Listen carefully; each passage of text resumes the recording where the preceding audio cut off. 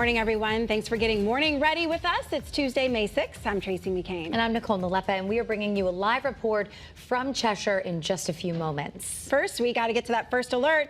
Wet conditions all morning, even some possible flooding in spots. So meteorologist Gilardi is timing everything out for us. Yeah, I mean, the cumulative effect of what we saw, yesterday and today, it is adding up. Some places well over 3 inches of rainfall. So you get additional rainfall on a very soggy, saturated ground. Flooding could easily develop. You got to get some of that ponding on the roadways when you have the heavier downpours, some poor drainage flooding, but we're also starting to see some of those smaller streams and creeks, those water levels rising near some of the rivers. What we're seeing on First Alert Live radar, there are these little avenues of heavier rainfall, but there's also some drier spots too, little windows, take the dog out or run outside and take the trash out kind of thing. So where we're seeing some of the heavier downpours right now, as we kind of zoom in, it's mostly across western Hartford County. It is lifting northward. So you're talking about Farmington, it's kind of letting up for you, but it's a different story. Avon, Canton, New Hartford, up towards Barkhamsted, Granby, Simsbury. We'll give you a first alert for some heavier downpours. So again, this will be the trend as you get some breaks in the action and then you get the heavier downpours, and it will knock down that visibility for you traveling. We mentioned that flooding threat. Well, there is a flood warning in effect. This is for the Housatonic and the Still River for minor flooding. So anywhere around those areas, you know what to do if you tend to see these kind of warnings and any flooding. Temperatures are mild this morning, upper 50s, a low 60s. There'll be a little breeze developing. And as we take you kind of hour by hour, trends will be improving in some spots, and in other areas you get those downpours. There's 10 o'clock, and then as we get into the afternoon, not only is it showers, could be a few thunderstorms. Could they be strong? We'll have that answer coming up in the next 10 minutes or so. Let's get an update on traffic with Marcy. Good morning. Good morning, Jill. As you know, First Alert traffic days go hand in hand with First Alert weather days, so we've got a lot to talk about on the roads. First, we have this crash in Plainville. This has been going on for a while now. This is Route 72 westbound between exits 3 and 4. Right lane is closed, so just be aware of that if you're in the area. Also, breaking news out of Cheshire. Your reporter Roger Suzanne has all the details, so stay with us. But Route 10 is closed at Route 70 because of that fire at Cheshire Academy. Then this is the big one we've been dealing with over in Meriden, 691 westbound between exits 2A and 2B. Take a look at this. We've got a live look. Somebody actually went over, crossed the guardrail and flipped their car, hitting those sand barrels. Hopefully they are okay, but this is going to take a while to clean up. You can see that some of those trucks are in blocking the right lane, but traffic is still running smoothly by there. But just keep that in mind if you're in the area. That is your Connecticut Chevy First Alert traffic report, driven by your Connecticut Chevy dealers. Wow, busy morning on the roads and busy morning for firefighters in Cheshire. We want to get right back to that breaking news Marcy was just telling you about at Cheshire Academy. Roger Suzanne is your reporter live on the scene there. So Roger, we know you spoke with the chief. He gave us a big update when we last spoke. What can you tell us? Well, the most important thing, of course, ladies, is that nobody was injured in this fire, and that is especially good news because keep in mind there were 17 people inside this dorm building when the fire started. Again, everybody got out safely. The bad news, though, is there's some pretty extensive damage, and you can see firefighters are still on the roof of this dorm building. We're told the fire started just before 5 o'clock this morning. Crews rushed out here very quickly.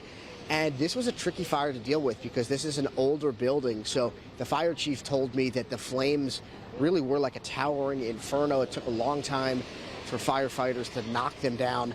And you can see the building is still standing, but I'm told by the firefighters here at the scene that the damage inside the building, particularly in the second floor, is extensive, and that this building for right now is definitely not livable. And I mentioned 17 people were inside. That includes students along with staff members. They all got out safely. That certainly is the top priority. But this is a historic building here at Cheshire Academy, and it is going to be a long time, if at all, before it is ever quite the same because, again, it's extensive damage. The good news as well for drivers, Academy Road, which runs right by Cheshire Academy, has reopened, as you can see behind me. Fire crews, though, will likely be out here for quite a while, so give them the space that they need.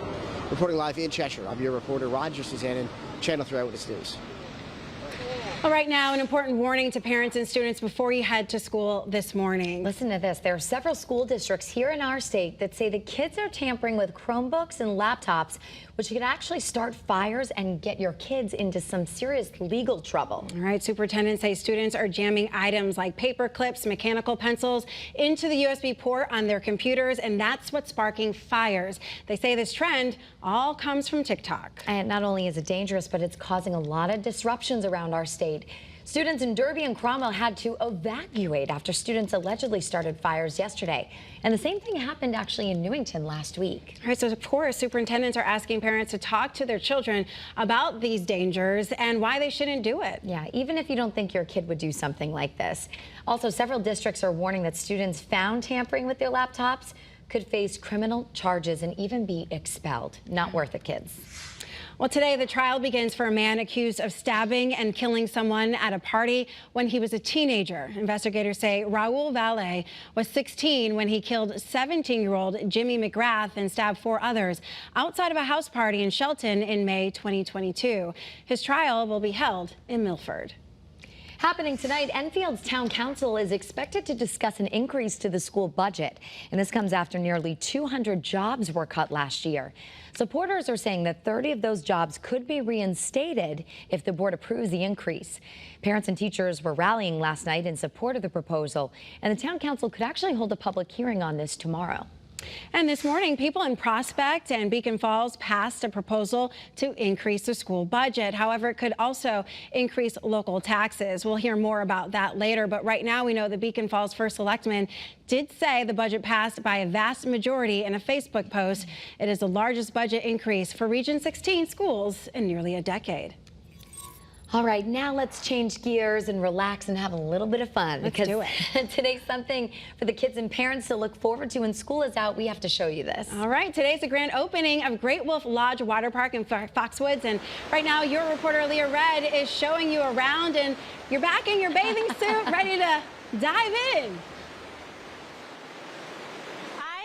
Having the time of my life this morning. I mean, this morning couldn't be any better. We are here at the grand opening of the Great Wolf Lodge here in Mashantucket.